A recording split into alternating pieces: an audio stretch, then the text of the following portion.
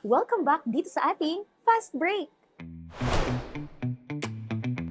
Tayo po ay magpapatuloy sa ating usapin tungkol sa makabagong proseso ng pagkuha ng travel clearance at Certificate of Exemption para sa mga batang aalis ng bansa o magta-travel abroad.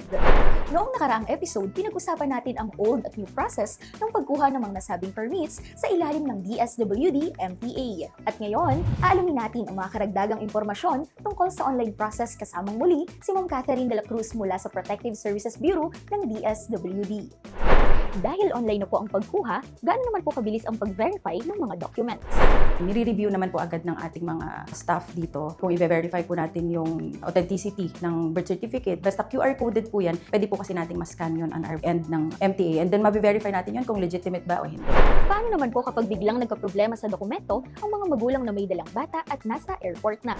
So, meron po tayong tinatawag na help desk. So, ito ay 24/7 pong nag-ooperate sa mga international airports. We provide assistance to minors who are offloaded kasi maraming reasons. Minsan hindi nila alam, kailangan po pala ng travel clearance kapag magbebiyahe na hindi kasama ang magulang. So, ang binibigay po natin doon is information how to apply, ano yung mga requirements, pinapaliwanag sa kanila na okay, ganito po ang mga steps kung paano mag-apply. Para masigurado na yung mga nasa airport na na-offload is makaalis pa rin. Basta kompleto yung requirements nila. May mga instances na nakakaalis naman po on the day, pero kung hindi po kasi kompleto ang requirements nila, hindi din sila po pwedeng i-process na bigyan lang ng travel clearance. Hindi na sila lalabas ng airport para maghanap ng kung kanino magpapatulo kasi nandun na po yung ating mga angels in red vest. So, meron po tayong help desk sa Terminal 1, sa Terminal 3 na iya, and then Clark Airport, Davao, and Cebu. So, 5 po yan na airport. Paano naman po nakatutulong ang MPA sa prevention ng child trafficking? One of the beauty siguro nitong digital is yung pagdadagdag ng interview with the minor, the travel companion, and the parents. Recorded ito. So, ang nag-i-interview dito ay ang ating mga social workers. So, dito na-assess kung meron bang coercion, pinilit ba yung minor.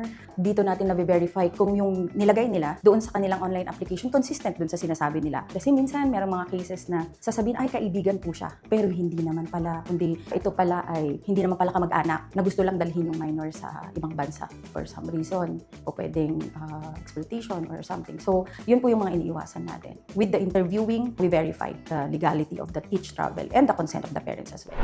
Ang digitalization ng mga programa ng pamahalaan ay isa sa mga advokasya ng Marcos Jr. Administration na ilapit sa publiko ang mga serbisyo ng bawat ahensya gamit ang modern technology.